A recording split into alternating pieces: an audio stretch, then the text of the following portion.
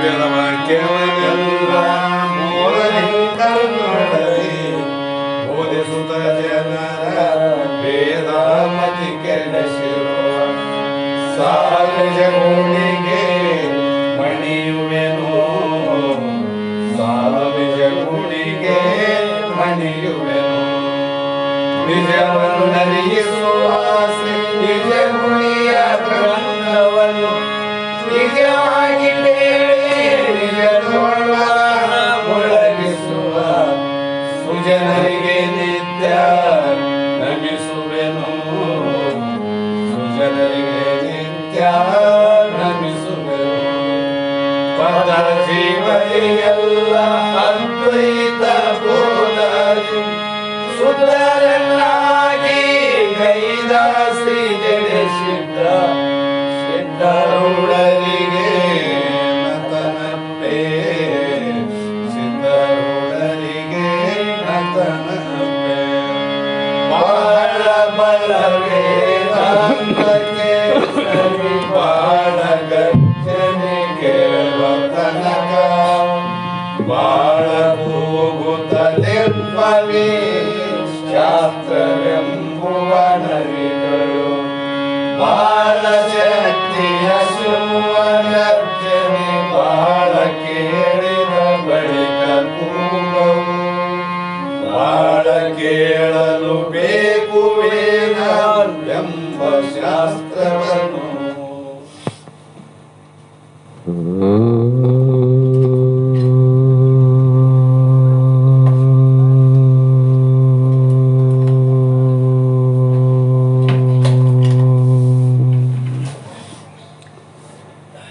अनंत जन्म संप्रत कर्म बंध विदायिनी आत्मज्ञान प्रदानेन तस्मै श्री गुरुवे नमः. सिद्ध सद्गुरुपादाब्जं जननी जनकस्तथा तत्वोपदेशकर्तारं नत्वा भक्तिपुरस्सरम्. जगदादि जगद्गुरु ಸಿದ್ಧಾರೂಢ ಮಹಾಸ್ವಾಮಿಗಳ ಶ್ರೀಪಾದ ಪದ್ಮಗಳಿಗೂ, ಆರೂಢ ಜ್ಯೋತಿ ಶಿವಪುತ್ರ ಮಹಾಸ್ವಾಮಿಗಳ ಶ್ರೀಪಾದಗಳಿಗೂ, ಶ್ರೋತ್ರಿಯ ಬ್ರಹ್ಮನಿಷ್ಠ ಬ್ರಹ್ಮಲೀನ ಸದ್ಗುರು ಬಸವಾನಂದರ ಚರಣ ಕಮಲಗಳಿಗೂ ಅನಂತ ದೀರ್ಘ ದಂಡ ಪ್ರಣಾಮಗಳನ್ನು ಸಮರ್ಪಿಸುತ್ತ, ಸದ್ಗುರು ಸಿದ್ಧಲಿಂಗಪ್ಪ ತಾತ ಕಪ್ಪಗಲ್ ಇವನನ್ನು ಮನದೋಳು ಧ್ಯಾನಿಸುತ್ತ ತಮ್ಮೆಲ್ಲರಿಗೂ ವಂದಿಸುತ್ತ, ಈ ದಿನ ಶ್ರೀಮನ್ ನಿಜಗುಣ ಯೋಗಿಗಳು ರಚಿಸಿದಂಥ ಪರಮ ಅನುಭವ ಬೋಧೆ ಎನ್ನುವ ಗ್ರಂಥದ 4ನೆಯ ಸಂಧಿ 5ನೆಯ ಸೂತ್ರ ಇಂದಿನ ಆಧಾರದ ವಿಷಯವಾಗಿದ್ದು, ಹಿಂದಿನ ಸೂತ್ರದಲ್ಲಿ ಆ ಮೈತ್ರಾದೇವಿಯನ್ನು ಕುರಿತು ಯಜ್ಞವಲ್ಕ್ಯ ಮಹರ್ಷಿಗಳು ತತ್ವ ಉಪದೇಶವನ್ನು ಮಾಡ್ತಾ ಯಾವ 4 ಥರದ ಬೋಧೆಗಳನ್ನು ಹೇಳ್ತಾ ಬಂದರು. ಆ 4 ಬೋಧೆಗಳನ್ನು ಕೇಳಿ ನಂತರ ಕೂಡ ಇವುಗಳನ್ನು ಕೂಡ ಸುಳ್ಳು ಅಂತ ತಿಳ್ಕೊ ಅಂತ ಹೇಳಿದರು. ಯಾವಾಗ ಸುಳ್ಳು? ಸತ್ಯದ ದರ್ಶನ ಆದ ಮೇಲೆ ಸುಳ್ಳು. ಕಾರಣ ಏನಂದರೆ, ಯಾವುದೋ ಒಂದು ಮನೆಯನ್ನು ಹತ್ತಬೇಕಾದ್ರೆ ಅದಕ್ಕೆ ಒಂದು ನಿಚ್ಚಣಿಕೆ ಬೇಕು.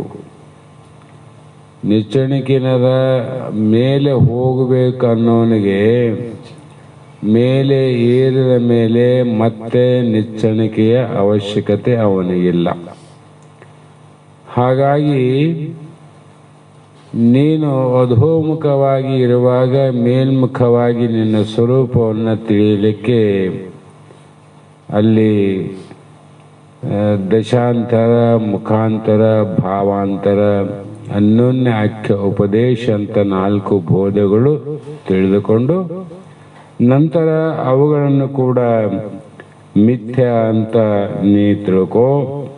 ಇದೇ ನಿನ್ನ ಸ್ವರೂಪ ಸಾಕ್ಷಾತ್ಕಾರದ ನಿಶ್ಚಯವಾದ ನಿಲುವು ಅಂತ ಹೇಳಿ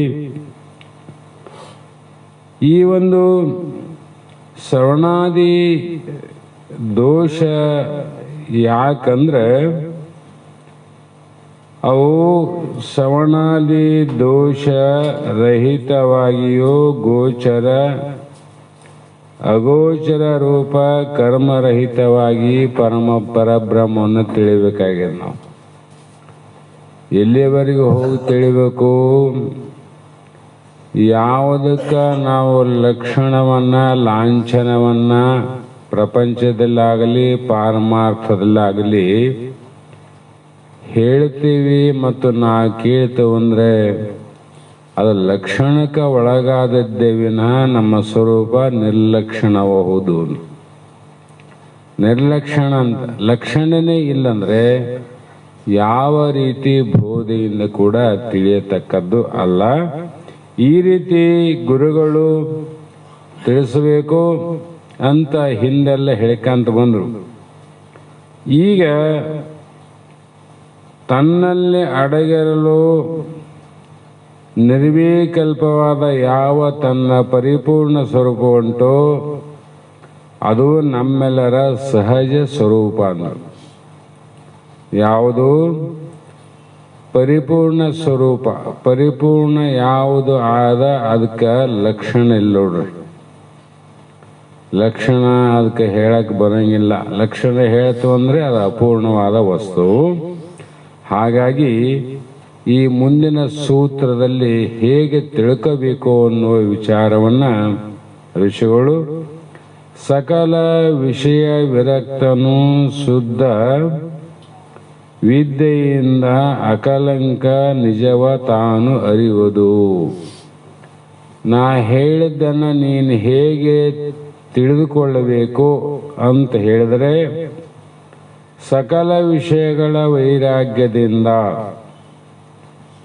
ವಿಷಯ ಅಂದ್ರೆ ಗೊತ್ತಲ್ಲ, ಶಬ್ದ ಸ್ಪರ್ಶ ರೂಪ ರಸ ಗಂಧ ಅಂದ್ರೂ ಕೂಡ ಇಲ್ಲಿ ಇಹಲೋಕದ ವಿಷಯಗಳನ್ನ ಪರಲೋಕದ ವಿಷಯಗಳನ್ನ ಯಾವೂ ಕೂಡ ಇವು ನಿಜವಾದ ನನ್ನ ಆನಂದಪ್ರದಾಯಕವಾದ ಲೋಕಗಳಲ್ಲ, ಸ್ಥಿತಿಗಳು ಅಲ್ಲ, ಇರುವಿಕೆಯೂ ಅಲ್ಲ, ಇವು ದೋಷಗಳಿಂದ ಕೂಡಿವಂತ ತಿಳ್ಕೊಂಡು ಹೇಗೆ ತಿಳ್ಕೋ? ಶುದ್ಧ ವಿದ್ಯೆ, ಅಶುದ್ಧ ವಿದ್ಯೆಗಳ ಬೇರೆ, ಶುದ್ಧ ವಿದ್ಯೆ ಬೇರೆ. ಶುದ್ಧ ವಿದ್ಯೆ ಅಂದ್ರೆ ಅದು ಜ್ಞಾನಕಾಂಡ. ಜ್ಞಾನ ಒಂದೇ ಶುದ್ಧವಾಗಿರೋದು. ಅಂತ ಜ್ಞಾನದಿಂದ ಏನ್ ತಿಳ್ಕೊ? ನಿಜವನ್ನು ತಿಳ್ಕೊ ಅಂದ್ರು. ನಿಜ ಅಂದ್ರೆ ಮತ್ತೆ ಎಲ್ಲಿ ಹೋಗ್ಬೇಕು? ಬ್ರಹ್ಮ ಸತ್ಯ ಜಗನ್ಮಿಥ್ಯ. ನಿಜ ಅಂದ್ರೆ ಯಾವಾಗಲೂ ಇರೋದು, ನಿಜ ಅಲ್ಲಂದ್ರೆ ಯಾವಾಗಲೂ ಇರೋದಲ್ಲ. ಯಾವಾಗೋ ಒಂದ್ಸಲ ಇರಬಹುದು, ಆದ್ರೆ ಯಾವಾಗಲೂ ಇರೋದಲ್ಲ. ಆಕಾಶದಲ್ಲಿ ಕಾಮನಬಿಲ್ಲು ಯಾವಾಗಲೂ ಇರ್ತದೆ, ಏನದು? ಯಾವಾಗೋ ಒಂದ್ಸಲ ತೋರ್ತದ ಮತ್ತೆ ಹೋಗ್ತದ. ಆಕಾಶದಲ್ಲಿ ಕೋಲ್ಮಿಂಚಾದ ಯಾವಾಗಲೂ ಇರೋದಿಲ್ಲ, ತೋರ್ತದ ಹೋಗ್ತದ. ತೋರಿದಲ್ರಿ ಆದಂದ್ರೆ ತೋರಿ ಇತ್ತು ಅಂದ್ರೆ ಆದನ್ಬೇಕು. ತೋರಿ ಯಾವಾಗಲೂ ಇರಬೇಕದು. ಅದು ತೋರುವುದು ಅಡಗುವುದು ಹೇಗಿದೆಯೋ ಅದರಂತೆ ತೋರಿ ಅಡಗಿ ಕೆಡುವಂತ ವಿಷಯಗಳಲ್ಲ. ತನ್ನ ನಿಜ ಯಾವಾಗಲೂ ತೋರದ, ಅಡಗದ, ಒಣಗದ. ತೋರಂಗಿಲ್ಲ, ಅದು ಅಡಗಂಗಿಲ್ಲ, ತೊಯ್ಯಂಗಿಲ್ಲ, ಸುಡಂಗಿಲ್ಲ, ಒಣಂಗಿಲ್ಲ. ಎಂಥ ಸ್ವರೂಪವನ್ನು ತಿಳ್ಕೊ. ಅದಕ್ಕೆ ಇಲ್ಲಿ ಆ ಗುಣಕಾರ್ಯ ರೂಪ ವೈರಾಗ್ಯ. ವೈರಾಗ್ಯದಲ್ಲಿ 5 ಪ್ರಕಾರ ಹೇಳ್ಯಾರ ಇಲ್ಲಿ. ಒಂದು ಎರಡಲ್ಲ 5 ಪ್ರಕಾರ. ಮೊದಲದು ಯಾವುದು ಅಂದರೆ ಧನ ಪುತ್ರ ಜನನಿ ಜನಕ ವನಿತಾದಿ ತಾನು ಎನಿಪ ಅಲ್ಲಿ ತನಗೆ ವೈರಾಗ್ಯವು ಜನಿಸಲು ಅಂಥದು ಗುಣಕಾರಿ ಅದಕ್ಕೆ ಮಾನಿನಿ ಕೇಳ್ ಪ್ರಪಂಚ ಆಖ್ಯವೆನಿಸುವುದು ಅಂತ ಇಲ್ಲಿ ಹೇಳ್ತಾರೆ. ಧನ ಅಂದ್ರೆ ಏನ್ರಿ? ದ್ರವ್ಯ ಅಂತ, ಅಥವಾ ಸಂಪತ್ತು ಅಥವಾ ಹಣ.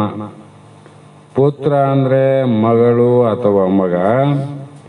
ಜನನಿ ಅಂದ್ರೆ ತಾಯಿ. ಜನಕ ಅಂದ್ರೆ ತಂದೆ.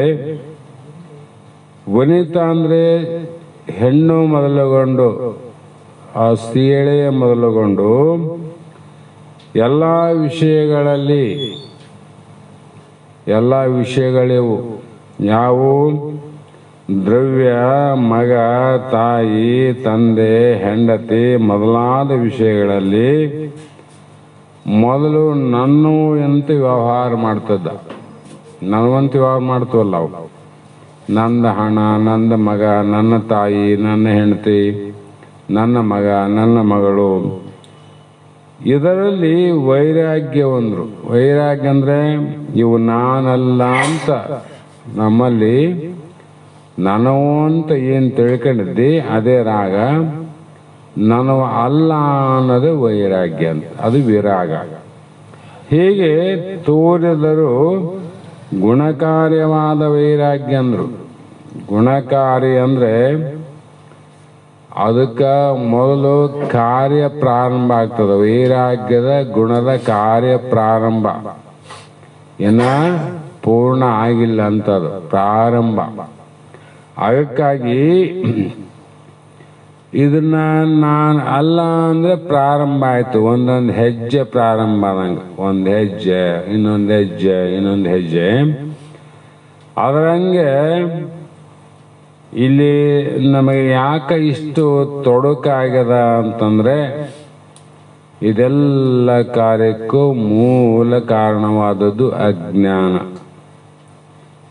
ಎಲ್ಲಿಯವರೆಗೂ ಅಜ್ಞಾನ ನಮ್ಮಲ್ಲಿ ಆದೋ ಅಲ್ಲಿವರೆಗೂ ನಮ್ಮಲ್ಲಿ ವೈರಾಗ್ಯ ಅನ್ನುವಂಥದ್ದು ಉತ್ಪತ್ತಿ ಆಗಬೇಕಾದ್ರೆ ಕಷ್ಟ.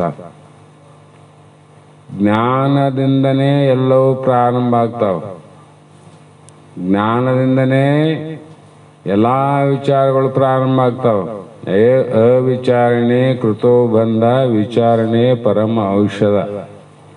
ಹಾಗಾಗಿ ಮುಂದ ದೇಹ, ಇಂದ್ರಿಯ, ಹಸು, ಮನ, ಅಹಮಾದಿ ಸಮೂಹವಿಂತೆದು ತಾನೆಂಬ ಎಡೆಗಳು ಸಾಹಸದಿಂದ ವಿರಕ್ತಿ ಪುಟ್ಟಿದೊಡೆ ಸಂದೇಹವೇನು ಅದುವೇ ತಾಮಸವಕ್ಕೋ ಅಂದ್ರು.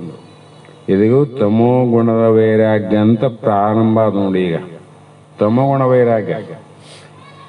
ದೇಹ ಅಂದ್ರೆ ಶರೀರ ಅಂದ್ರೆ ನಾವು ತೊಟ್ಟಂತ ಯಾವುದು ಈ ಒಂದು ತನು ಅದಲ್ಲ. ಈ ಶರೀರಕ್ಕೆ ಕಾರಣವಾದ, ಶರೀರಕ್ಕೆ ಕಾರ್ಯವಾದವೇ ಯಾವ ಇಂದ್ರಿಯಗಳು. ಶರೀರನೇ ಇಲ್ಲಂದ್ರೆ ಇಂದ್ರಿಯಗಳಾವೇನು? ಇಲ್ಲ. ಶರೀರ ಆದಂದ್ರೆ ಶರೀರಕ್ಕೆ ಮೂಡಿ ಬಂದಂಥ ಇಂದ್ರಿಯಾದಿಗಳು ಮತ್ತು ಪ್ರಾಣಾದಿಗಳು. ಪ್ರಾಣ, ಅಪಾನ, ವ್ಯಾನ, ಉದಾನ, ಸಮಾನ ಅನ್ನುವಂಥ ವಾಯುಗಳು. ಮತ್ತು ಮನವು ಅಂದ್ರೆ ಮನಸ್ಸು ಅಂತಕ್ಕಂಥ ಏನಾದ ಬರೀ ಇದು ಸಂಶಯಾತ್ಮಕದಿಂದ ಕೂಡ್ಯದ. ಯಾಕೆ ಸಂಶಯದಿಂದ ಮಾಡ್ತದ್ರಿ ಅಂದ್ರೆ ಅದರ ಸಂಸ್ಕಾರ, ಅದರ ಬೀಜ ಏನದ, ಬೀಜನೇ ಅದು ಸಂಶಯದಿಂದ ಕೂಡ್ಯದ. ಅದು ಆಕಾಶ ತತ್ವ ಮತ್ತು ವಾಯು ತತ್ವ ಇಬ್ಬರಿಗೆ ಹುಟ್ಟಿದ್ದು ಮನಸ್ಸು. ಆಕಾಶ ತತ್ವದ ಭಾಗ ನಿಂದಿರ್ತದ, ವಾಯು ಭಾಗ ಏನದ ಅದು ಹೋಗ್ತದ. ಅದಕ್ಕೆ ನಮ್ಮ ಮನಸ್ಸು ಇವತ್ತು ಇಲ್ಲಿ ಆದ ನಾಳೆ ಇನ್ನಲ್ಲಿ ಹೋಗ್ತದ, ಇನ್ನೊಂದಲ್ಲಿ ಆದ ಮತ್ತಿಲ್ಲಿಗೆ ಬರ್ತದ. ಯಾಕೆ ಇದರ ಎಡೆಯಾಟ ಅಂದ್ರೆ ಅದರ ಗುಣವೇ ಹಂಗಾದ. ಗುಣ ಸ್ವಭಾವ ಅಂತದ, ಸ್ವಭಾವ.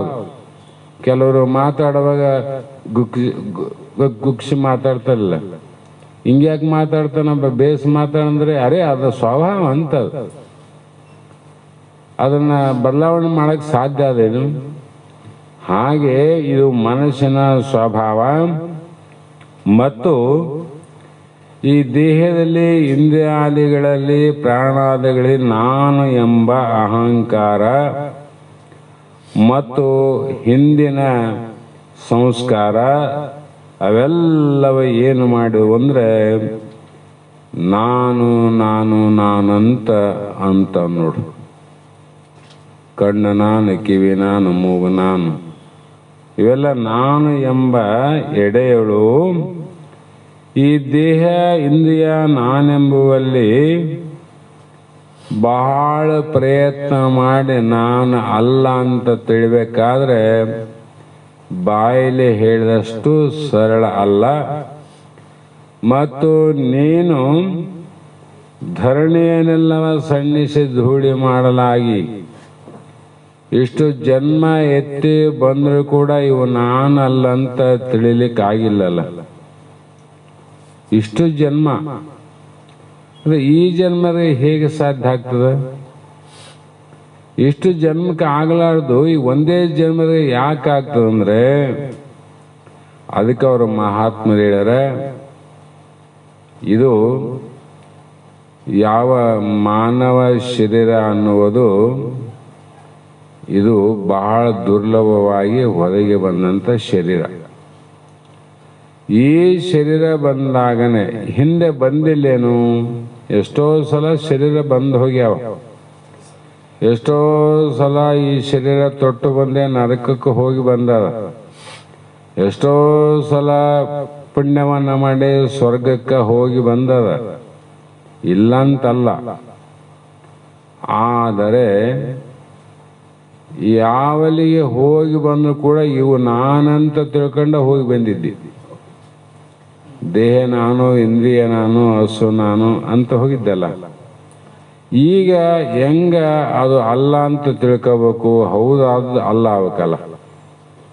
ಯಾವುದು ಹೌದು ಅದು ಅಲ್ಲ ಅಂತ ಜಗತ್ತಿನ ಅಂದ್ರೆ ಅಜ್ಞಾನಿಗಳ ದೃಷ್ಟಿಯಲ್ಲಿ ಯಾವುದು ಹೌದು ಅದು ಅಲ್ಲ ಅಂತ ನಿರ್ಣಯ ಮಾಡಬೇಕಾದ್ರೆ ಗುರುಶಾಸ್ತ್ರಾದಿಗಳೇ ಬೇಕು ನೋಡ್ರಿ. ಆ ಗುರುಶಾಸ್ತ್ರಾದಿಗಳು ದೊರೆತಾಗ ಕೂಡ ನೀನು ಸಾಹಸದಿಂದ ಧೀರ ಪುರುಷ ಅಂತಾರ.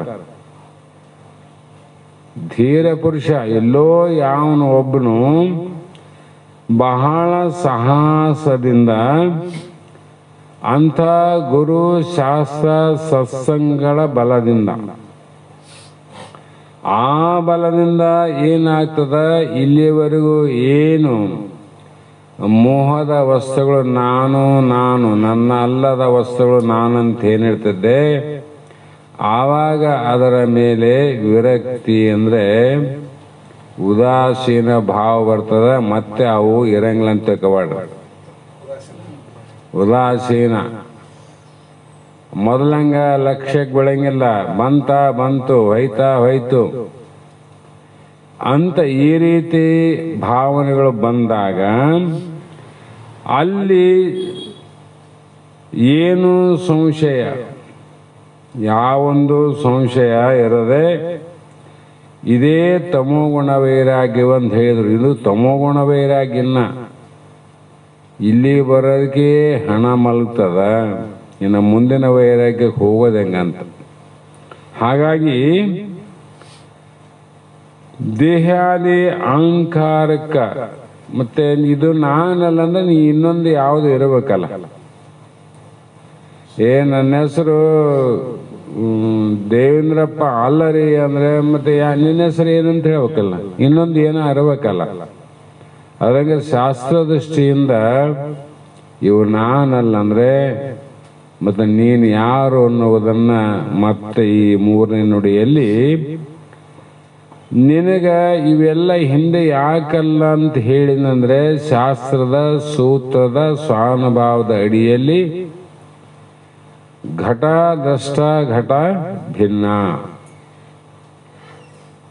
ಕೊಡವನ್ನು ನೋಡುವನು ಕೊಡಕ್ಕಿಂತ ಬೇರೆ, ಮನೆಯನ್ನು ನೋಡುವನು ಮನೆಗಿಂತ ಬೇರೆ, ಮರವನ್ನು ನೋಡುವನು ಮರಕ್ಕಿಂತ ಬೇರೆ ಹೇಗೆ ನಿಶ್ಚಯವಿದೆಯೋ ಅದರಂತೆ ಇವುಗಳೆಲ್ಲವನ್ನು ನೀನು ನೋಡ್ತಿದ್ದಲ್ಲ. ಹಣ ನಂದು ಅಂದ್ರೆ ಹಣ ನೋಡ್ಲಾರ್ದೆ ಹೇಳಿದೆ ನಾನು. ಈ ಸಂಪತ್ತು ನಂದ್ರಿ ನೋಡೇ ಹೇಳಿದಿಲ್ಲ. ಮಗ ನನ್ನವ, ಮಗಳು ನನ್ನವಳು, ಹೆಂಡತಿ ನನ್ನವಳು, ಇವು ನೀನು ನೋಡದೆ ಹೇಳಿದಿಲ್ಲ, ನೋಡೋದು ಹೇಳಿದೆ. ನೋಡಿ ಹೇಳಿದ್ದಿ. ಮತ್ತೆ ನೋಡಿ ಹೇಳಿದ್ದಂತಿದ್ದಿ, ವಿಚಾರವಂತನಿದ್ದಿ, ನೋಡಿಸಿಕೊಳ್ಳೋ ವಸ್ತು ಬೇರೆ ನೋಡುವನು ಬೇರೆ ಅಂತ ಅಂತಿದ್ದಿ. ಮತ್ತೆ ತಿಳಿಸ್ಕೊಂತವಿಲ್ಲ, ಮಗ ಅಂತ, ಮಗಳಂತ, ಹೆಂಡತಿ ಅಂತ, ಗಂಡಂತ, ಇವೆಲ್ಲ ತಿಳಿಸ್ಕೊಂತವಿಲ್ಲ. ಮತ್ತೆ ಅವುಗಳಿಗಂತ ನೀ ಬೇರೆ ಇರ್ಬೇಕಲ್ಲಪ್ಪ.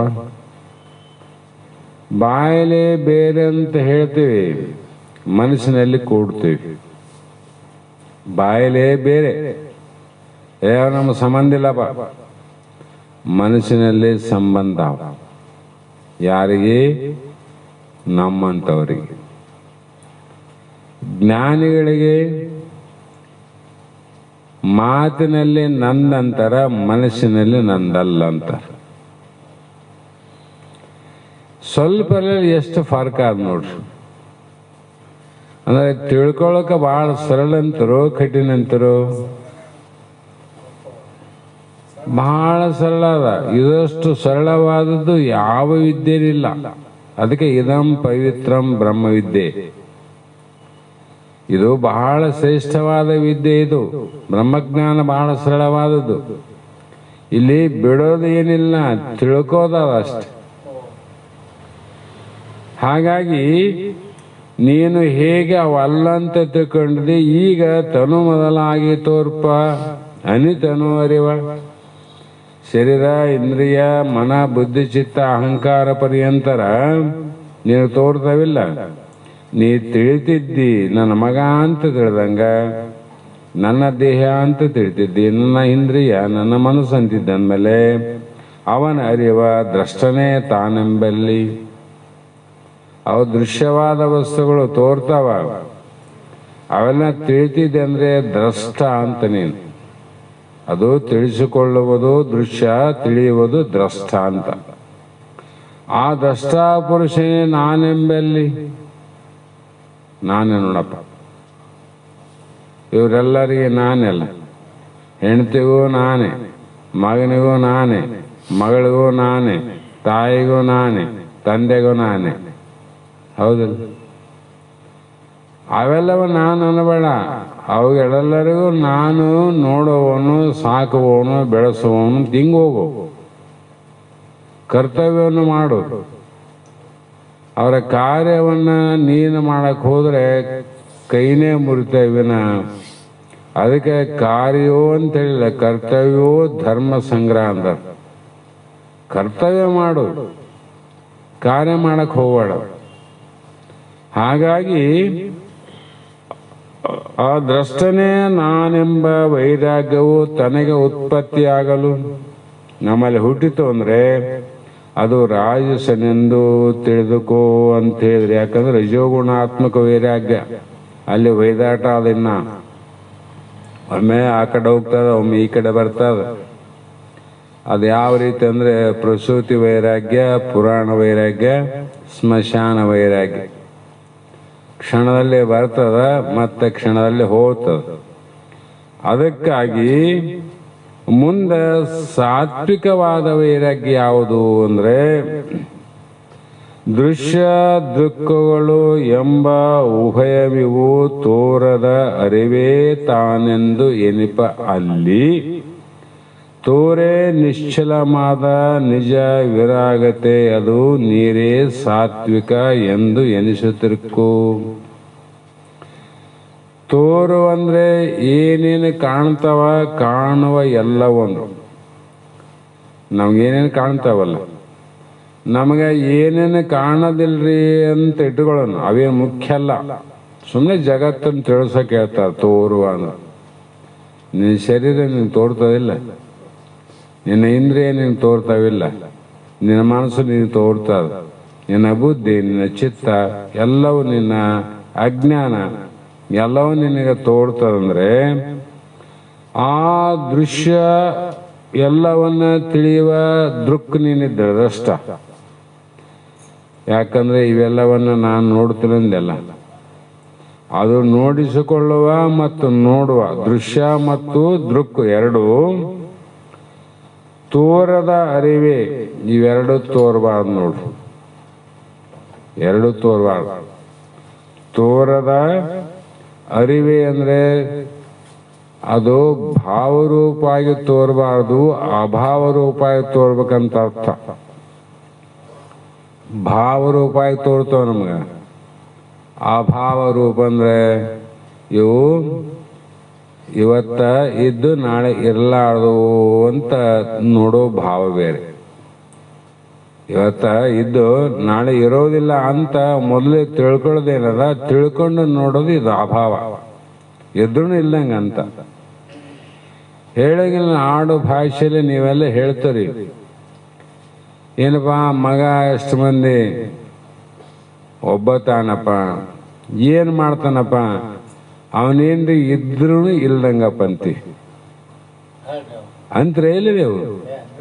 ಮತ್ತೆ ಮಗ ಇಲ್ಲೇನು, ಮಗ ಇದ್ರೂ ಕೂಡ ಇದ್ರೂ ಇಲ್ಲದಂಗ ಹೇಳ್ತು ಅಂದ್ರೆ ಅವನಲ್ಲಿ ಮಗನೆಂಬ ಮೋಹದ ಭಾವ ಇಲ್ಲ ಅಂತ ಅರ್ಥ. ಮಗ ಇಲ್ಲ ಅಂತ ಅರ್ಥ ಅಲ್ಲ, ಮೋಹದ ಭಾವ ಇಲ್ಲ ಅಂದ್ರಲ್ಲೇನು ಅಭಾವ ಅದ. ಅದರಂತೆ ಇವೆರಡರಲ್ಲಿ ಅಭಾವ ಏನಿಲ್ಲ. ಅಲ್ಲಿ ಇದ್ದಾಗ ಅವು ಎರಡನ್ನ ಅರಿಯುವಂಥದ್ದೇನದ ಅದೇ ನಾನು ಎಂದು ಹೇಳುವಲ್ಲಿ. ಜ್ಞಾನ ಅಜ್ಞಾನವನ್ನ ಎರಡು ತಿಳಿಯುವಂತ ಅರಿವೇನದಲ್ಲ, ಆ ಅರಿವೇ ನಾನಂತ ಹೇಳುವಲ್ಲಿ ಅದು ನಿಶ್ಚಲವಾದ ಅಂದ್ರೆ ದೃಢವಾದ ವೈರಾಗ್ಯ ನೋಡು. ದೃಢವಾದ ವೈರಾಗ್ಯ, ಅದೃಢ ಅಲ್ಲ ಅದು. ಹೀಗೆ ದೃಢ ಅಂದ್ರೆ ನಿಶ್ಚಲ ಅಂದ್ರೆ ಅಥವಾ ಸತ್ಯವಾದ ವೈರಾಗ್ಯ ಅಂದ್ರು. ಉಳಿದುವೆಲ್ಲ ವೈರಾಗ್ಯ ಮಿಥ್ಯಾ ಅಂತ ಅರ್ಥ. ನಾಲ್ಕು ಹೇಳಂದ್ರೆ ಮಿಥ್ಯ, ಐದನೇ ವೈರಾಗ್ಯ ಏನದ ಇದು ಸತ್ಯ. ಆ ವೈರಾಗ್ಯವು ಯಾವುದರಿಂದ ಬಂದದ ಅಂದ್ರೆ ಸತ್ವ ಗುಣಾತ್ಮಕವಾದದ್ದೆಂದು, ಅಲ್ಲಿ ಸಾತ್ವಿಕ ಗುಣದಿಂದ ಕೂಡದಂತ ತಿಳ್ಕೊ.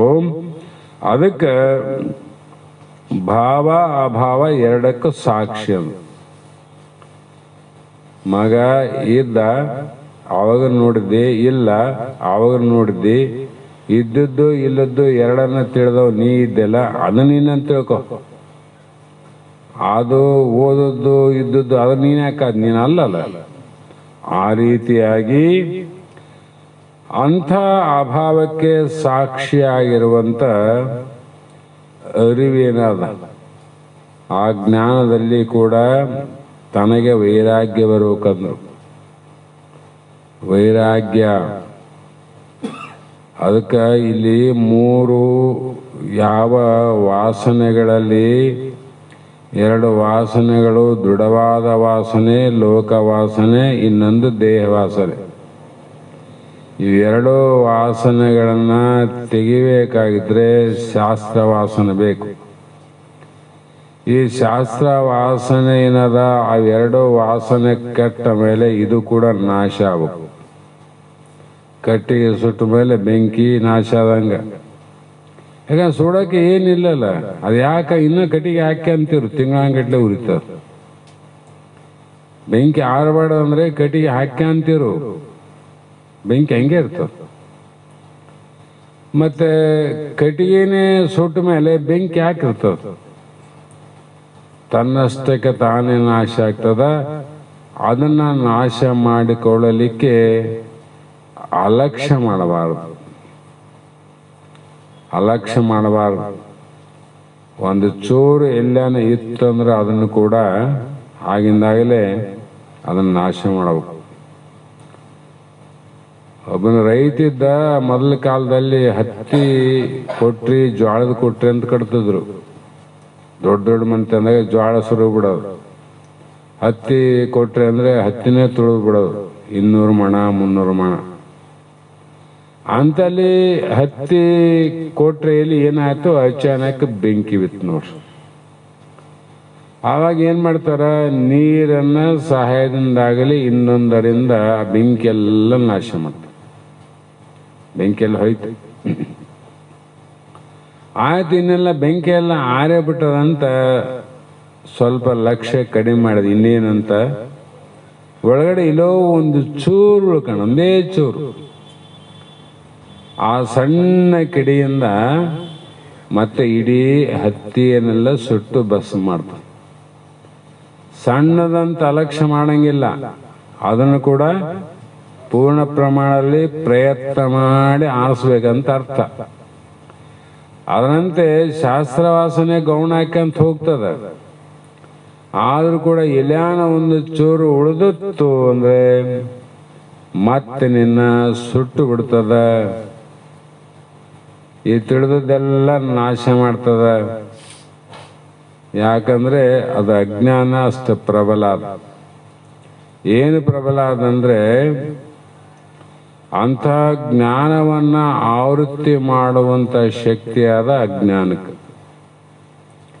ಜ್ಞಾನಂ ಆವೃತಂ ಅಜ್ಞಾನ. ಯಾವುದೋ ನಮ್ಮ ಸ್ವರೂಪವನ್ನ ಇದ್ದಕ್ಕೆ ಇದ್ದಂಗೆ ಇದ್ರೂ ಕೂಡ ಇಷ್ಟು ಸಾಹಸದಿಂದ ತಿಳಿಯುವ ಪ್ರಯತ್ನ ಮಾಡಿದ್ರು ಕೂಡ ಇನ್ನೂ ತಿಳಿಲಾರ್ದಂಗ ಮತ್ತೆ ಅಜ್ಞಾನ ಬಂದು ಆವೃತ ಮುಚ್ಚುತ್ತದ ಅಂದ್ರೆ ಅದಕ್ಕೇನಂದ್ರು ಅಜ್ಞಾನ ಅಂತ ಕರೆದಾರ. ಹೌದು, ಎಷ್ಟು ತಾಕತ್ತ ಅದಕ್ಕೆ. ಹಾಗಾಗಿ ಯಾವಾಗಲೂ ಈಗ ಕೆಲವು ನದಿಗಳಲ್ಲಿ ಏನು ಬೆಳೆದಿರ್ತದ, ಪಾಚ್ ಅಂತ ಬೆರ್ತದ. ಪಾಚ್ ಕೆಳಗ ನೀರಾವ, ಎದೆಮಟ್ಟ ನೀರಾವ, ಇಲ್ಲಂತಲ್ಲ, ಮ್ಯಾಲೆ ಪಾಚ ಅದ, ನೀರೇ ಕಾಣಂಗಿಲ್ಲ. ನೀರನ್ನ ಮುಚ್ಚಿಬಿಟ್ಟದ ಅದು. ಯಾರೋ ಊರಾಗ ಗೊತ್ತಿದ್ದ ವ್ಯಕ್ತಿಗಳು ಮಾತ್ರ ಗೊತ್ತು. ಗೊತ್ತಿಲ್ದವರು ಏನನ ಇಲ್ಲಿ ಯಾವ್ದು ನೀರೇ ಕಾಣವಲ್ಲ ಅಂತ ಕಾಲಿಟ್ರೆ ಉದಲಾಗ ಬಿದ್ದು ಹೋಗ್ಬಿಡ್ತಾವ. ದನಕರುಗಳು ಎಷ್ಟೋ ಅದ್ರಾಗ ಹೋಗ್ಬಿಟ್ಟಾವ. ಆದರೆ ಅದು ನಾವು ಆ ನೀರನ್ನು ನೋಡ್ಬೇಕಾದ್ರೆ ಮೇಲೆ ಪಾಚನ್ನ ಕೈಲಿ ಹಿಂಗೆ ಅನ್ಬೇಕು. ಕೈಲಿ ಹಿಂಗೆ ಅಂದಾಗ ಪಾಚು ಒಂದು ಕಡೆ ಆಗ್ತದ, ನೀರು ಕಾಣ್ತಾವ. ಮತ್ತೆ ಆ ನೀರು ಕೊಡು, ನೀನು ಹೊರಗೆ ಬಾ, ಮತ್ತೊಂದು 15-20 ನಿಮಿಷ ಬಿಟ್ಟು ನೋಡು, ಮತ್ತೆ ಮುಚ್ಚಿಬಿಡ್ತಾವ. ಹೌದಲ್ಲ? ಅದು ಯಾವುದರ ಮೇಲೆ ನಿಂತದ ಆಧಾರ ಅಂದ್ರೆ ನೀರಿನ ಅಧಿಷ್ಠಾನದಲ್ಲಿ ಅದು ಆದ ಪಾಚು. ಪಾಚಿನಲ್ಲಿ ನೀರಿಲ್ಲ, ನೀರಿನೊಳಗೆ ಪಾಚ. ಯಾವುದನ್ನ ಅದು ಮುಚ್ಚದ, ನೀರನ್ನು ಮುಚ್ಚೋದಿಲ್ಲ.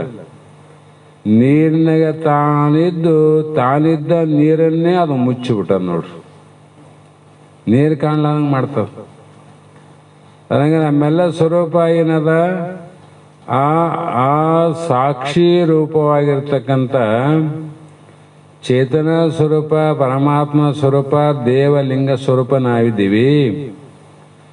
ಆದರೆ ಅದರ ಅಲ್ಲೇ ಇದು ಅಂಗ ಅದ, ಲಿಂಗದ ಒಳಗೆ ಅಂಗ ಅದ ನೋಡ್ರಿ.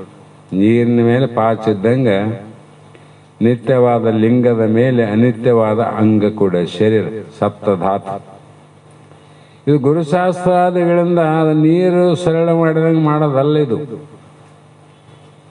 ಈ ಏನು ಅನಿತ್ಯವಾದ ದೇಹ ಅದಲ್ಲ, ದೇಹ ನಾ ಕೈಯಿಂದ ತೆಗೋದಿಲ್ಲ, ಗುರುಶಾಸ್ತ್ರ ತೆಗೆದಂಗೆ ಆಗ್ತದ. ಮನೆಗೆ ಹೋಗೋದ್ರಾಗ ಮತ್ತೆ ಮುಚ್ಚಿದಂಗೆ ಆಗ್ತದ. ಮನೆಗೆ ಹೋಗೋದ್ರಾಗ ಮುಚ್ಚಿಬಿಡ್ತದೆ. ಮತ್ತೆ ಅದು ಮೂವ ಬಂತ. ಸ್ವಲ್ಪ ಇಲ್ಲಿ ಭಾಳ ಮೇಲ್ಮಟ್ಟಕ್ಕೆ ಶಾಸ್ತ್ರ ಹೋಗೋದಂತ ಎಲ್ಲ ಕೇಳಿವಿ.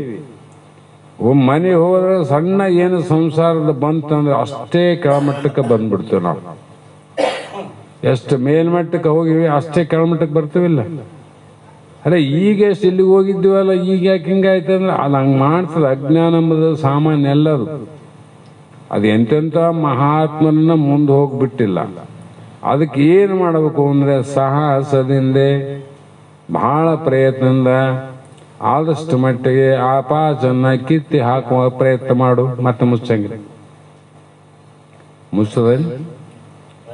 ಅದಕ್ಕೆ ಇಲ್ಲಿ ಸಾಹಸದಿಂದ ಆತ್ಮ ಸತ್ಯ ಮಿಥ್ಯತ್ವ ಭಾವದಿಂದ ವಿಚಾರ ಮಾಡಿ ಅನಿತ್ಯವನ್ನು ತೆಗೆದುಹಾಕು, ಭಾವದಾಗ ತೆಗೆದುಹಾಕು, ತಿರುಗಿ ಎಲ್ಲ ಮುಚ್ಚಂಗಿಲ್ಲ.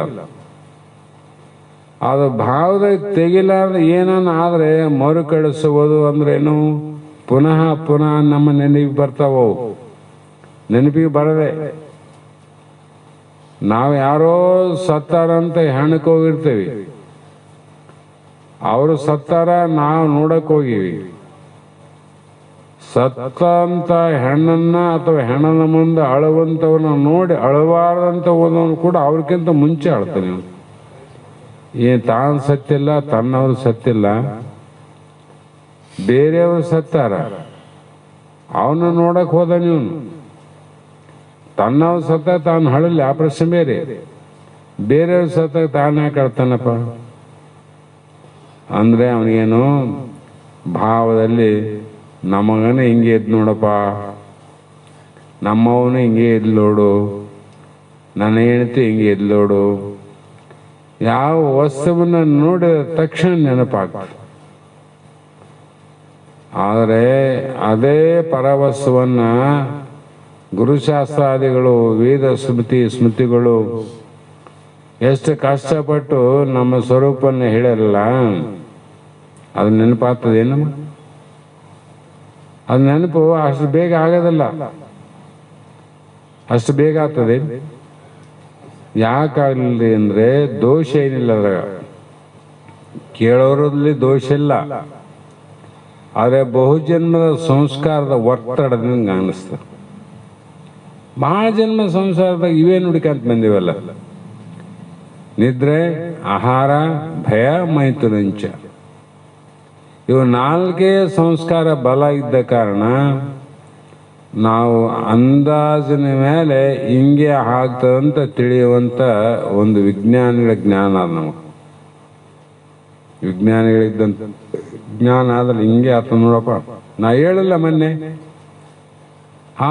ಅಲ್ಲೋ ಆಗದ ಮುಂದೆ ಆಗದ ಹೆಂಗೆ ಏನ್ ನನಗೆ ಗೊತ್ತಪ್ಪ ಅಂದ್ರೆ ನೀ ಕಾಲಜ್ಞಾನ ಅರ್ಥ ಆಯ್ತಲ್ಲ. ಮುಂದಿಂದ ನಾವು ಹೇಳ್ತೀವಿ ಅಂದ್ರೆ ವರ್ತಮಾನದಲ್ಲಿ ಗುರು ಶಾಸ್ತ್ರ ನಮ್ಮದಂತ ಹೇಳ್ತಾರೆ, ಅದನ್ನ ನಾವು ಜಲ್ದಿ ಒಪ್ಪಕ್ಕಾಗಲ್ಲ. ಯಾಕಂದ್ರೆ ಸಂಸ್ಕಾರ ಇಲ್ಲ ಅಂತ. ಹಾಗಾಗಿ ಈ ಜನ್ಮದಲ್ಲಿ ಏನೋ ಸಿಕ್ಕದ, ಸಿಗಬೇಕಾದ್ರೆ ನಿಮಗೇನು ಸುಮ್ಮನೆ ಸಿಕ್ಕಿಲ್ಲ. ಅನಂತ ಜನ್ಮದ ಪುಣ್ಯ ಮೈಗೂಡಿಸಿಕೊಂಡು ಆತ್ಮ ಜ್ಞಾನವನ್ನು ಅರಿತಂತ ಮಹಾಪುರುಷರಂತ. ಹಿಂದಿನ ಬಹುಜನ್ಮದ ಪುಣ್ಯದಿಂದ ಬಂದೀವಿ ನಾವು ಏನು ಮಾಡಬೇಕು? ಶಾಸ್ತ್ರ ಕೇಳುವಾಗ ಜನಸಂಖ್ಯೆಯನ್ನು ವಿಚಾರ ಮಾಡ್ಬೋದು, ಪುಣ್ಯಾತ್ಮನ ವಿಚಾರ ಮಾಡ್ಬೋದು. ಇಲ್ಲಿ ಬಂದವರು ಪುಣ್ಯಾತ್ಮನಂತ ಅನ್ಬೇಕು ವಿನ ಉಳಿದ ಜನಗಳಿಲ್ಲಿ ಬರಾಕಿಲ್ಲ.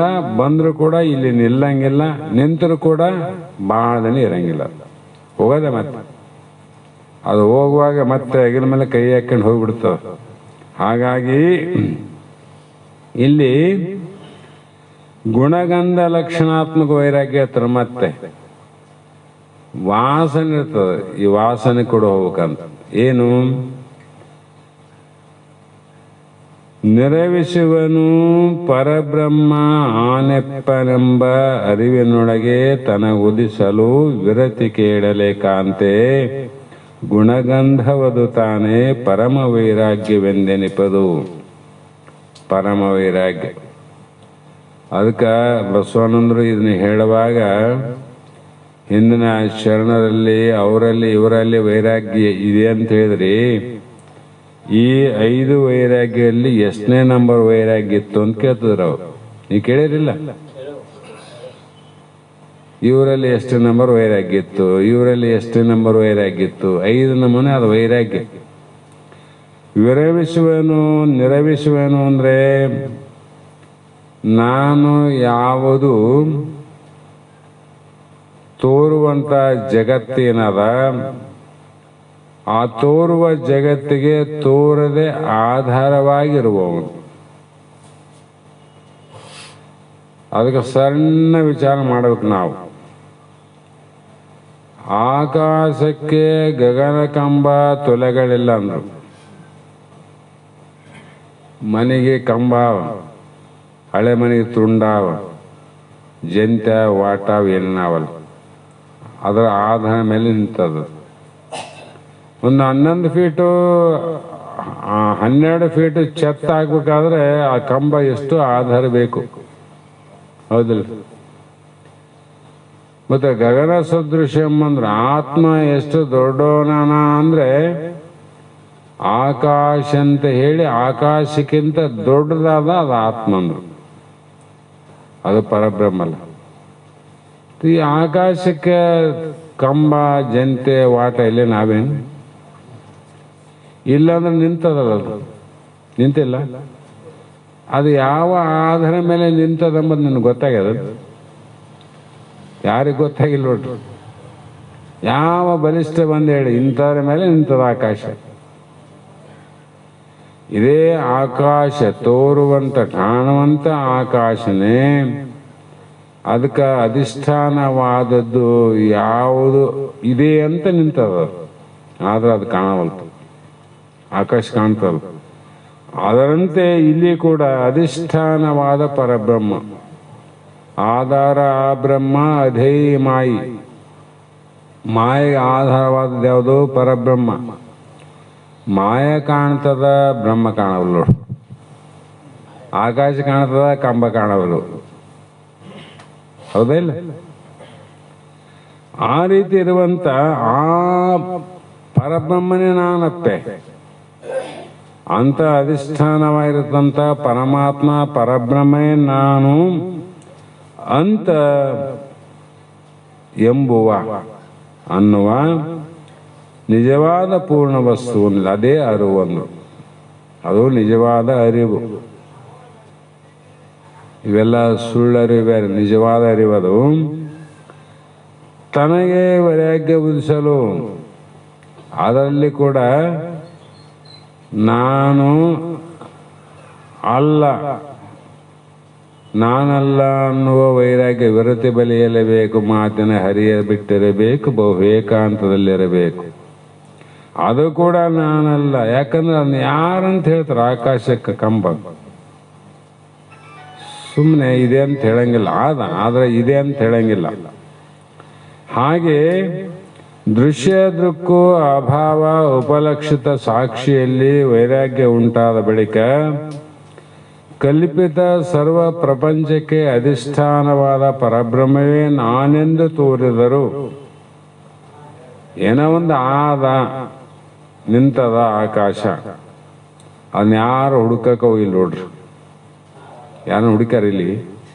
ಎದುರಿದ್ದಿತ್ತು ಬಿಡಂದ್ರ ಅವ್ರು, ಎದುರಿದ್ದಿತ್ತು. ಎಲ್ಲಾರು ನಿಲ್ಲಕ್ಕೆ ಸಾಧ್ಯ ಇಲ್ಲ, ಇದೆ ಅಂತ ಅರ್ಥ ಆಯ್ತು. ಅದನ್ನ ಶೋಧನೆ ಮಾಡಕ್ಕೂ ಯಾರನ್ನ ಎದುರಿದ್ದಿತ್ತು. ಉದಾಸೀನತ್ವೆ. ಹಾಗೆ ಆ ಒಂದು ಅದರಲ್ಲಿಯೂ ನಮಗೆ ವೈರಾಗ್ಯ ತೋರಿದರೆ ಗುಣಗಂಧ ಅಥವಾ ಗುಣಗಳ ವಾಸನಾತ್ಮಕವಾದ ವೈರಾಗ್ಯವೆಂದು ಹೇಳುತ್ತಾರೆ. ಈ ವೈರಾಗ್ಯವು ಎಲ್ಲ ವೈರಾಗ್ಯಗಳಲ್ಲಿ ಅಧಿಕವಾಗಿರುತ್ತದೆ. ಅದು ವೈರಾಗ್ಯ. ನಾನು ನಿನ್ನೆ ಹುಬ್ಬಳ್ಳಿ ಒಂದು ಮಾತು ಹೇಳೀನಿ.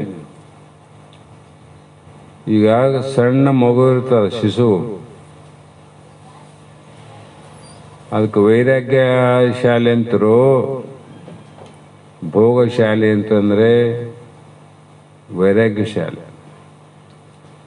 ಅದ್ರ ಮುಂದೆ ಬಿಸ್ಕಿಟ್ ಹೆಂಗಿರ್ತಾವ, ತಿನ್ನ ಬಿಸ್ಕಿಟು ಅದೇ ಪ್ರಕಾರ ಬಂಗಾರ ಬಿಸ್ಕಿಟ್ ಹಾಕ್ರಿ 2. ಆ ಶಿಶುವಿನಲ್ಲಿ 2 ಸಮ, ಭಾವ ಸಮಾದಿಲ್ಲ. ಇದು ಬಂಗಾರ ನಂಬೋದು ಇಲ್ಲ, ಇದು ಪೌಡರ್ ಬಿಸ್ಕಿಟ್ ಎಂಬುದಿಲ್ಲ. ಅದರ ಮೇಲೆ ಪ್ರೇಮನಿಲ್ಲ, ಇದರ ಮೇಲೆ ಅಪ್ರೇಮನಿಲ್ಲ. ಅದು ಹೇಗೆ ಅದರಂತೆ ಜ್ಞಾನಿಗಳಿಗೆ ಇದು ಶ್ರೇಷ್ಠ, ಇದು ಕನಿಷ್ಠ ಅನ್ನುವ ಯಾವುದರಲ್ಲಿಯೂ ಭಾವ ಇರಲಾರದೆ ಇತ್ತು ಅಂದರೆ ಅದಕ್ಕೆ ಅಧಿಕವಾದ ವೈರಾಗ್ಯ. ಇನ್ನಿತರಲ್ಲಿಯ ರಾಗವದು ತಾನು ಐವಿಧ್ಯ ಎನಿಪದು, ಅನಿತರೆಡೆಯಳು ಮತ್ತೆ ತನಗೆ ವಿರಾಗ ಸವನಿಸಲ್ಕೆ ಐವಿದ್ಯೆ ಎಂದೆನಿಪದು, ವಿದ್ಯೆ ಎಂದೆನಿಪದು ಲಲಿತಾಂಗಿ ತಿಳಿ ನೀನು. ಹೇ ಮನೋಹರವಾದ ಶರೀರವುಳ್ಳ ಮೈತ್ರಿಯೇ, ಇಷ್ಟರಲ್ಲಿಯೂ ಈಗೇನು ಹೇಳ್ಕಂತ ಬಂದಲ್ಲ ರಾಗ ವೈರಾಗ್ಯ, ಅಷ್ಟರಲ್ಲಿ ಪ್ರೀತಿ ಮಾಡೋದೇನದ ಅವಿದ್ಯೆ ಅಂದ್ರು. ಮತ್ತೆ ತಿಳಿದು ಅವಷ್ಟರೊಳಗಿನ ಏನದ ವೈರಾಗ್ಯ ಅನ್ನುವುದು ಅದು ಜ್ಞಾನದಂದ್ರು. ಈ ರೀತಿ ಅದಕ್ಕೆ ವಿದ್ಯೆ ಅವಿದ್ಯೆ ಎಂದೆನಿಪದು ತಿಳಿ ನೀನು. ನೀನು ವಿದ್ಯೆನೂ ಅಲ್ಲ ಅವಿದ್ಯೆನೂ ಅಲ್ಲ, ಮರೆವೇನಲ್ಲ ಅರಿವೇನಲ್ಲ. ನಿನ್ನ ಎದುರಿಗೆ ಕತ್ತಲು ಬರ್ತಾವ, ರಾತ್ರಿ ಬರ್ತದ, ಹಗಲಾಗ್ತದ. ಅವೆರಡರಲ್ಲಿ ನೀನು ಹಗಲು ನೋಡ್ತಿದ್ದೆ, ರಾತ್ರಿ ನೋಡ್ತಿದ್ದಿ. ನೀನು ಹಗಲೂ ಆಗಿಲ್ಲ, ರಾತ್ರಿನೂ ಆಗಿಲ್ಲ. ಹಗಲು ರಾತ್ರಿಗಳನ್ನು ನೋಡೋವು ನೀನಷ್ಟೆ, ಹೌದಲ್ಲ? ಕತ್ಲಾಗಿವೆ ನಾವು, ಏನಾರ ಕತ್ಲಾಗಿವೇನು? ಬೆಳಗಿನಾಗಿದ್ದೀವಿ, ಯಾವ ಬೆಳಕಾದ ನಮ್ಮಲ್ಲಿ. ಅವೆರಡನ್ನ ತಿಳಿಯೋನು ಯಾರು? ನಾನೇ. ಹಾಗೆ ಇನಿತು ತೋರ್ಕೆಗಳಲ್ಲಿ ತನಗೆ ರಾಗ ವಿರಾಗ ಅನಿತು ಪುಟ್ಟಿದೊಡೆ, ವಿದ್ಯಾ ಅವಿದ್ಯೆ ಎನಿಪದು ಮಿಶ್ರದ ಗತಿಯಿಂದೇ, ಸನ್ಮುನಿ ವನಿತಾ ಕದಂಬ ವಂದಿತೆ ಪಾದೆ ಅಂತ ಇಲ್ಲಿ ಹೇಳ್ತಾ ಬಂದ್ರು. ಅಂದ್ರೇನು? ಇನೀತು ಇಷ್ಟು ಹೇಳ್ಕಂತ ಬಂದಲ್ಲ, ಶರೀರ ಮೊದಲು ಮಾಡಿಕೊಂಡು ಇಂದ್ರಿಯ ಪ್ರಾಣ ಹಸು ಎಲ್ಲ ಹೇಳ್ತಾ ಬಂದ್ರಲ್ಲ, ದೃಶ್ಯ ದುಃಖನು ಹೇಳ್ತಾ ಬಂದ್ರು, ರಾಗ ವಿರಾಗ ಭಾವ ಅಭಾವ ಎಲ್ಲ ಹೇಳ್ತಾ ಬಂದ್ರು, ಗುಣಗಂಧಾವಸ್ಥೆ ಅಂತಲೂ ಹೇಳ್ತಾ ಬಂದ್ರು. ಇದರಲ್ಲಿ ನೀನು ವೈರಾಗ್ಯಗಳಲ್ಲಿ ಪ್ರತೀತಿಯಲ್ಲಿ ನಿನಗೆ ಹುಡುಗಾದಂಗ ಬಂಗಾರ ನೋಡಿದ ಮೇಲೆ ಅದರ ಮೇಲೆ ರಾಗ, ಮಣ್ಣಿನ ಬಿಸ್ಕಿಟ್ ನೋಡಿದ್ರೆ ವಿರಾಗ. ಹಿಂಗೆ ಬರಬಾರ್ದು, ಅದಕ್ಕಿಲ್ಲ ನೋಡ್ರಿ. ರಾಗ ವಿರಾಗ ಆದೇನು? ಅದರಂತೆ ಪ್ರೀತಿನಿಲ್ಲ ಅಪ್ರೀತಿನಿಲ್ಲ. ಪ್ರೀತಿನಿಲ್ಲ ಖುಷಿಗೆ, ಇನ್ನರ ಮೇಲೆ ಅಪ್ರೀತಿನಿಲ್ಲ. ಯಾಕಂದ್ರೆ ಅದು ಎರಡೂ ಗೊತ್ತಿಲ್ಲ. ಅದು ಬಂಗಾರ ಯಾವುದು ಮಣ್ಣು ಯಾವುದು ಅಂತ ವಿಚಾರ ಮಾಡಕ್ಕೆ ಹೋಗಿಲ್ಲ ಅದು. ಹಾಗಾಗಿ ಅದು ಹುಟ್ಟಿದ್ದಾದರೆ ಎನಿಪದು ಮಿಶ್ರದ ಗತಿಯಿಂದೆ. ಅಂದ್ರೇನು? ಇವೆರಡು ಕೂಡಿ ಇರುವುದರಿಂದ ನೀನು ವನಿತಾ ಪತ್ನಿಯರ ಕದಂಬ ಸಮೂಹದಿಂದ ಮುನಿಗಳ ಹೆಂಡರಿಂದ ನಮಸ್ಕಾರವನ್ನ ಮಾಡಿಸಿಕೊಳ್ಳುವ ಯೋಗ್ಯತೆ ಉಳ್ಳಂತ ಮೈತ್ರಾದೇವಿ, ನಿನಗೆ ರಾಗ ವಿರಾಗ ಎರಡೂ ಕೂಡಿರುವುದರಿಂದ ವಿದ್ಯೆ ಅವಿದ್ಯೆ ಎನಿಪದು, ವಿದ್ಯೆ ಮತ್ತು ಅವಿದ್ಯೆ, ಜ್ಞಾನ ಅಜ್ಞಾನ ಅಂತ ಅನಿಸ್ಕೊಳ್ಳೋದು, ಬೇಕು ಬೇಡ ಅಂತ ಅನಿಸ್ಕೊಳ್ಳೋದು. ಇದರಿಂದ ಏನಾಯ್ತು? ಮುಂತ ಅನಂತ ಉತ್ಪತ್ತಿ ಆಗ್ತಾವ. ಅದಕ್ಕೆ ಮಹಾತ್ಮರು ಒಂದು ಶರೀರ, ಒಂದೇ ಶರೀರ 5 ಹೆಡೆಗಳಿಂದ 2 ಹಲ್ಲುಗಳಿಂದ ಕಚ್ಚಿಸಿ ಕೊಂಬು ಸತ್ತು ಹೋದ ಹೆಣಗಳನ್ನೇ ಕಂಡೆ ಅಂದ್ರು. ಏನು ಕಂಡ್ರು? ಅವರು ನಮಗೆ ಹೋಲಿಕೆ ಮಾಡಿದ್ರು. ದೇಹ ಒಂದೇ ಆದಿಲ್ಲ ನಮ್ಗೆ. ಒಂದೇ ಶರೀರದ ಹಾವದ 5 ಹಿಡೆ ಸರ್ಪ ಅಂತೀವಲ್ಲ, ಅದು ನಾವಂತೂ ನೋಡಿಲ್ಲ, ಬೇರೆ ಬೇರೆ ರೀತಿಯಿಂದ ನೋಡಿ ವಾಟ್ಸಪ್ಪಲ್ಲಿ. ನಾವು ನಿಜವಾದದ್ದಲ್ಲ. 5 ಹಿಡೆಗಳು ಒಂದು, ಅದಕ್ಕೂ ಶರೀರ ಒಂದೇ ಅದ, ಇದಾವ ಒಂದೇ ಶರೀರಕ್ಕೆ 5 ಹೆಡೆ. ಅದಕ್ಕೆ ಇದು ದೇಹ ಒಂದಾದಿಲ್ಲ, ಇದಕ್ಕೆ 5 ಹೆಡೆ ಅವ ನೋಡ್ರಿ. 5 ಜ್ಞಾನೇಂದ್ರ ಎನ್ನುವಂಥ ಹೆಡೆಗಳು, ಶ್ರೋತ್ರ, ತ್ವಕ್ಕು, ಜೀವೆ, ನೇತ್ರ, ಗ್ರಹಣ ಅಂತಕ್ಕಂಥ ಈ 5 ಹೆಡೆಗಳಿಂದನೇ ಏನು ಮಾಡಿತು ಅಂದರೆ, ಬೇಕು ಬೇಡ ಅಥವಾ ನಾನು ನನ್ನದು ಅಥವಾ ರಾಗದ್ವೇಷ ಅನ್ನುವಂಥ ಎರಡು ಹಲ್ಲುಗಳಿಂದ ಕಚ್ಚಿಸಿ ಅಂದ್ರೇನು, ಶಬ್ದದಲ್ಲಿ ಹೋಯಿತು ಶಬ್ದದ ವಿಷಯ ಇತ್ತು, ಸ್ಪರ್ಶದಲ್ಲಿ ಹೋಯಿತು ಸ್ಪರ್ಶದ ವಿಷಯ ಇತ್ತು. ಹೀಗೆ ಶಬ್ದ ಸ್ಪರ್ಶ ರೂಪ ರಸಗಂಧಗಳು ಏನವ, ಇವುಗಳಿಂದ ಕಚ್ಚಿಸಿಕೊಂಡು ಬಳಸಿದ 5 ಇಂದ್ರಿಯಗಳು ನಿನ್ನೊಳಗಿರಲು ನೀನೆಂತು ಉಳಿ ಬಳಿಕ ಅಂತಂದಂಗ ಒಂದಕ್ಕೆ ಸತ್ತೋದ್ವಲ್ಲ. ಆನೆ ಸ್ಪರ್ಶಕ್ಕಾಗಿ, ಇನ್ನೊಂದು ಗಾನಕ್ಕಾಗಿ, ಇನ್ನೊಂದು ರೂಪಕ್ಕಾಗಿ. 5 ನಮ್ಮಲ್ಲಿದ್ದಾಗ ನಾವು ಹೆಂಗೆ ಉಳ್ತೀವಂತಾರೆ ಮಹಾತ್ಮರು. ಹಾಗಾಗಿ ಇಲ್ಲಿ ನಿನಗೆ ತೋರಿದರೆ ವಿದ್ಯೆ ಅವಿದ್ಯೆಗಳೆಂದು ತಿಳಿಯತಕ್ಕದ್ದು ಅಂತ ನೀನು ವಿಚಾರ ಮಾಡು. ಮುಂದ ವಿದ್ಯೆಯೇ ಸತ್ವಂ ಅವಿದ್ಯೆಯೇ ತಮವದು, ವಿದ್ಯೆ ಅವಿದ್ಯೆಯೇ ರಜಗುಣವಕ್ಕೂ, ವೃದ್ಧೇ ಮೈತ್ರಿ ಕೃತಾರ್ಥೇ ನೀನೆಯಲೆ, ಶುದ್ಧ ವಿದ್ಯೆಯಿಂದ ಅನಿತನು ಅರಿವದು ಅಂತ ಇಲ್ಲಿ ಹೇಳ್ತಾ ಬಂದರು. ಮೈತ್ರಾದೇವಿ ಅಂದ್ರೆ ಧನ್ಯಳು, ಕೃತಾರ್ಥೆ ಅಂದ್ರೆ ಏನು, ಕೃತಕೃತ್ಯೆ. ಯಾವುದಕ್ಕೋಸ್ಕರವಾಗಿ ಎಷ್ಟೋ ಜನ್ಮದ ಪುಣ್ಯವನ್ನು ಸಂಪಾದನೆ ಮಾಡಿಕೊಂಡು ಈ ಮಾನವ ಶರೀರ ಅನ್ನುವಂಥ ದೊಡ್ಡ ಅಂದ್ರೆ ಪ್ರತಿಯೊಂದಕ್ಕೂ ಜಗತ್ತಿನಲ್ಲಿ ಯಾವುದೇ ಒಂದು ಇದಕ್ಕೆ ಬೆಲೆ ಆದ, ಹಡಗಿಗೆ ಒಂದು ಬೆಲೆ ಆದ, ವಿಮಾನಕ್ಕೊಂದು ಬೆಲೆ, ರೈಲಿಗೊಂದು ಬೆಲೆ, ಟ್ರ್ಯಾಕ್ಟರ್ಗೊಂದು ಬೆಲೆ, ಕಾರಿಗೊಂದು ಬೆಲೆ, ಎಲ್ಲದಕ್ಕೂ ಬೆಲೆ ಆದಲ್ಲ. ಆದರೆ ಜಗತ್ತಿನಲ್ಲಿ ಜ್ಞಾನಿಗಳ ದೃಷ್ಟಿಯಲ್ಲಿ ಬೆಲೆ ಕಟ್ಟಲಾರದಂಥ ಗಾಡಿ ಯಾವುದಂದ್ರೆ ಮಾನವ ದೇಹ. ಈ ದೇಹ ಎಷ್ಟು ಕೋಟಿ ಕೊಟ್ರೆ ಇದು ಪಡಲಿಕ್ಕೆ ಸಾಧ್ಯ ಅದ? ಅದರ 10 ಪಟ್ಟು, ಹಡಗಿನ 10 ಪಟ್ಟು ಕೊಡ್ತೇನೆ ಅಂದ್ರೆ ಮತ್ತೆ ಮರಳಿ ಬರ್ತದ. ಇಂಥ ಶರೀರವನ್ನು ತೊಟ್ಟು ಯಾವುದಕ್ಕೋಸ್ಕರ ಕಷ್ಟಪಟ್ಟು ಬಂದಿದ್ದಿ, ಆ ಕಷ್ಟವನ್ನು ಎಲ್ಲ ತೆಗೆದು ಹಾಕಿ ನಿಷ್ಠೆಯಿಂದ ನಿನ್ನ ಸ್ವರೂಪ ಜ್ಞಾನವನ್ನು ತಿಳ್ಕೊಂಡು ಪರಮಾನಂದ ಪ್ರಾಪ್ತಿ ಮಾಡಿಕೊಂಡು ಜನನ ಮರಣದಿಂದ ನೀನು ಬಿಡುಗಡೆ ಆದರೆ ಅದು ಕೃತಕೃತ್ಯೆ. ಬಂದ ದಾರಿ ಎದಕ್ಕೆ ಬಂದಿದೆ, ಕೆಲಸ ಆಯ್ತಪ್ಪ ಇನ್ನೇನಿಲ್ಲ ನಡೆ ಹೋಗಂತೀವಿಲ್ಲ. ಕೆಲಸ ಆಗಿಲ್ಲ ಇನ್ನಿರಬೇಕಾದ, ಕೆಲಸ ಆದ್ಮೇಲೆ ಯಾಕರದಲ್ಲಿ.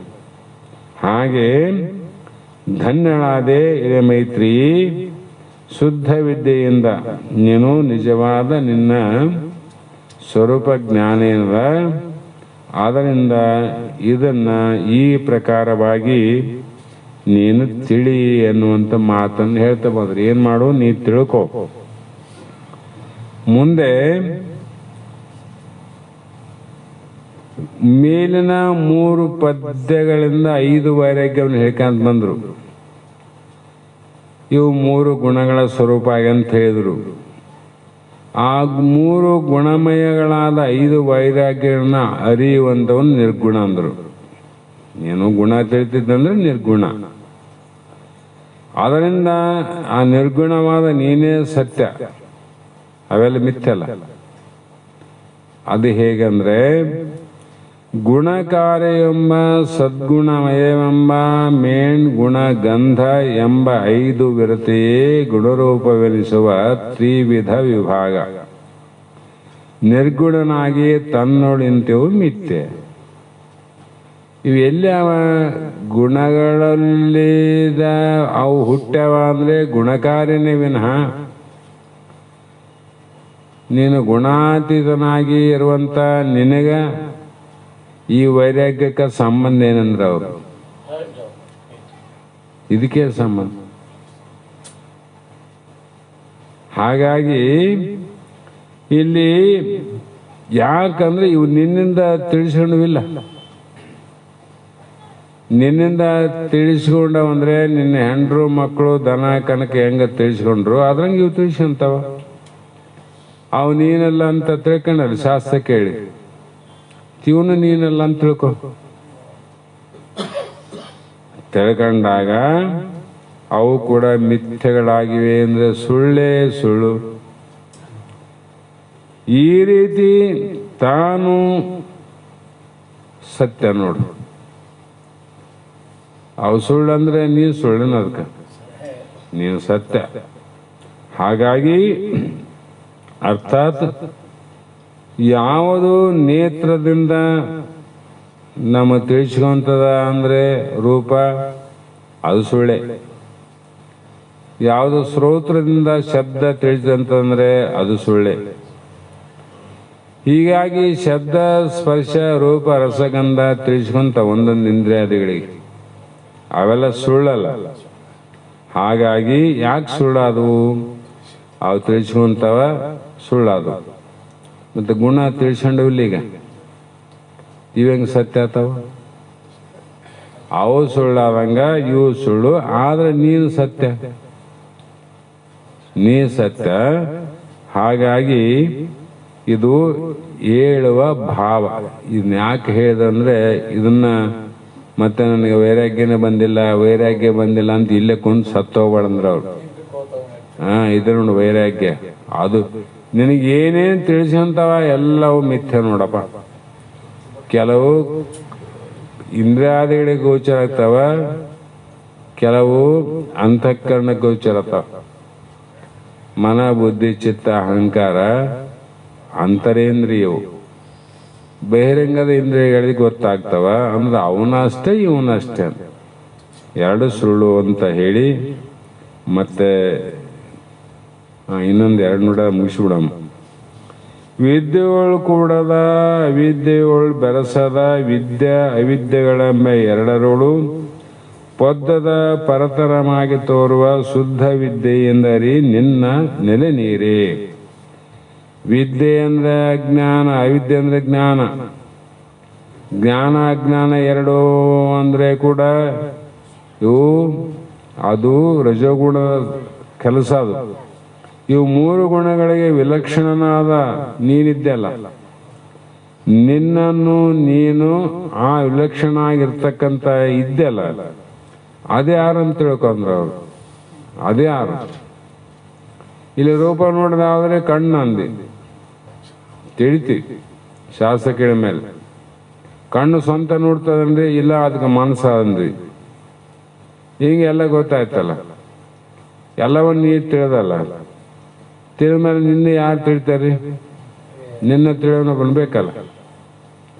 ಅವನು ಯಾರಂತ ಪಕ್ಕ ಮಾಡಿಕೊಳ್ಳುವುದೇ ದೃಢ ಪರೋಕ್ಷ ಜ್ಞಾನ. ಅದೇ ನೀನು, ಅದೇ ಬ್ರಹ್ಮ ಅಂತ. ಹೀಗೆ ಇಲ್ಲಿ ಅದು ಶುದ್ಧ ವಿದ್ಯೆ ಮುನ್ವರೆದ ನಾನಾ ಪ್ರಪಂಚದ ಭೇದಮೆಲ್ಲವೂ ಖುಷಿಯೆಂದು ಒದವಿ ತಾನು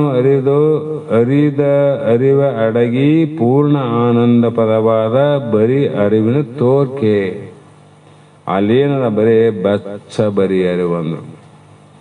ಅದು ಶುದ್ಧ ವಿದ್ಯೆ. ನಮ್ಮನ್ನು ನಾವು ತಿಳಿಬೇಕಾದ್ರೆ ಶುದ್ಧ ವಿದ್ಯೆ ಬೇಕು, ಜ್ಞಾನ. ಮತ್ತು ಅದು 5 ಪ್ರಕಾರಗಳಾದ ವೈರಾಗ್ಯಗಳು ನಾನಾ ಪ್ರಪಂಚದ ಭೇದವೆಲ್ಲ ಉಪಶಿ ಎಂದು ಹೇಳಿದಲ್ಲ. ಮುನ್ವರೆದ ಮೊದಲು ಹೇಳಿದ 5 ವೈರಾಗ್ಯ.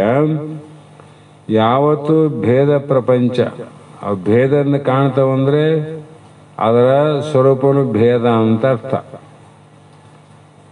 ಅಭೇದ ದರ್ಶನಂ ಜ್ಞಾನಂ.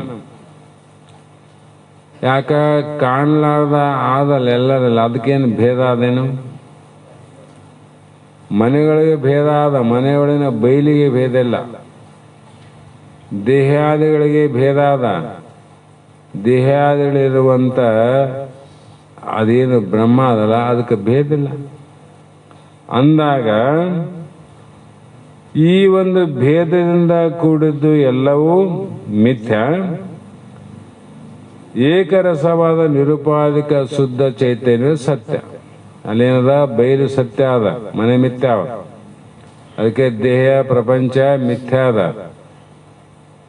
ಸರ್ವಭೂತೇಶು ಗೂಢ ಏಕೋ ದೇವ ಸರ್ವಭೂತೇಶು ಗೂಢ. ಎಲ್ಲರ ಹೃದಯದಲ್ಲಿ 84 ಲಕ್ಷ ಜೀವರಾಶಿಗಳಲ್ಲಿ ಆ ಬ್ರಹ್ಮ ಚೈತನ್ಯ ಏನದ ಅದೊಂದೇ ಸತ್ಯ ಅಂತ ತಿಳ್ಕೊಂಡು ಅದರಲ್ಲಿ ಬರುವಂಥ ಯಾವ ವಿಕಲ್ಪಗಳು ಮಿಥ್ಯ ಅಂತ ತಿಳಿಯುವುದೇ ನಮ್ಮ ನಿಮ್ಮೆಲ್ಲರ ನಿಜವಾದ ಸ್ವರೂಪ ಭಾವ ಅಂತ ಈ ಒಂದು ವೈರಾಗ್ಯ ಪಂಚಕ ನಿರೂಪಣೆಯನ್ನು ಸೂತ್ರ 5ರಲ್ಲಿ ಹೇಳಿ ಇಲ್ಲಿಗೆ ಪದ ನುಡಿಗಳು 45ಕ್ಕೆ ಇದು ಮಂಗಲಾಯಿತು. ಮತ್ತೆ ನಾಳೆ ದಿನ ಮುಂದಿನ ವಿಚಾರವನ್ನು ವಿಶೇಷವಾಗಿ ಏನು ಹೇಳುವರು ಅನ್ನುವುದನ್ನು ಲಕ್ಷ್ಯದಲ್ಲಿಟ್ಟುಕೊಂಡು ವಿಚಾರ ಮಾಡೋಣ ಅನ್ನುವಂಥ ಮಾತನ್ನು ಹೇಳಿ ಇವತ್ತಿನ ವಾಕ್ಪುಷ್ಪವನ್ನು ಗುರುಪಾದಕ್ಕೆ ಸಮರ್ಪಿಸಿ ಮಂಗಲವನ್ನು ಹೇಳೋಣ. ಗುರುರಾಜ ಸಿದ್ಧರೂಢ ದಯಾನಿಧಿ ಬೆಳಗುವೆ ಆರತಿಯ ಗುರುವರ ಬೆಳಗುವೆ ಆರತಿಯ ಗುರುರಾಜ ಸಿದ್ಧಾರೂಢ ದಯಾನಿಧಿ ಬೆಳಗುವೆ ಆರತಿಯ ಗುರುವರ ಬೆಳಗುವೆ ಆರತಿಯ ನರವಾರಕ್ಕೆ ನೀವರ ಪಂಚಾಕ್ಷರಿ ಮಂತ್ರವ ಬೋಧಿಸಿದೆ ಗುರುವರ ಮಂತ್ರವ ಬೋಧಿಸಿದೆ ನೆರೆಗೋರ ಕಾಲನ ಬಾಧೆಯ ಬಿಡಸಿ ಉಪಾಯವ ತೋರಿಸಿದೆ ಗುರುವರ ಉಪಾಯವ ತೋರಿಸಿದೆ ಗುರುರಾಜ ಸಿದ್ಧಾರೂಢ ದಯಾನಿಧಿ ಬೆಳಗುವೆ ಆರತಿಯ ಗುರುವರ ಬೆಳಗುವೆ ಆರತಿಯ ಉತ್ತಮರಿಗೆ ನಿಜ ತತ್ವಮಸಿ ಮಹಾವಾಕ್ಯವ ಬೋಧಿಸಿದೆ ಗುರುವರ ವಾಕ್ಯವ ಬೋಧಿಸಿದೆ ಮಿಥ್ಯಾ ಮಾಯೆಯ ನಾಶಿಸಿ ನಿಜ ಪದ ವಿತ್ತೋ ರಕ್ಷಿಸಿದೆ ಗುರುವರ ವಿತ್ತೋ ರಕ್ಷಿಸಿದೆ ಗುರುರಾಜ ಸಿದ್ಧಾರೂಢ ದಯಾನಿಧಿ ಬೆಳಗುವೆ ಆರತಿಯ ಗುರುವರ ಬೆಳಗುವೆ ಆರತಿಯ ಸಂತತ ಭ್ರೂಲತ ಪುರದೊಳನಂತ ಮಹಿಮೆಯ ತೋರಿಸಿದೆ ಗುರುವರ ಮಹಿಮೆಯ ತೋರಿಸಿದೆ ಸಂತ ಮುಕುಟಮಣಿ ಶಾಂತ ಸಾಗರ ಸಂತತ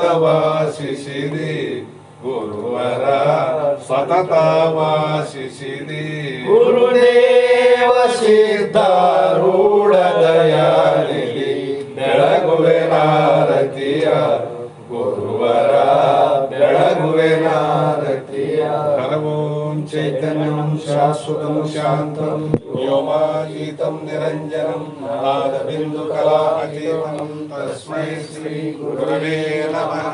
ಶ್ರೀಮಜ್ಜಗದ್ಗುರು ಸಿದ್ಧಾರೂಢ ಮಹಾರಾಜ್ ಕಿ ಜೈ. ಶ್ರೀ ಸದ್ಗುರು ಶಿವಪುತ್ರ ಸ್ವಾಮಿ ಮಹಾರಾಜ್ ಕಿ ಜೈ. ಶ್ರೀ ಸದ್ಗುರು ಬಸವಾನಂದ ಸ್ವಾಮಿ ಮಹಾರಾಜ್ ಕಿ ಜೈ. ಶ್ರೀ ಸದ್ಗುರು ಅಭಿನವ ಮಹಾರಾಜ್ ಕಿ ಜೈ.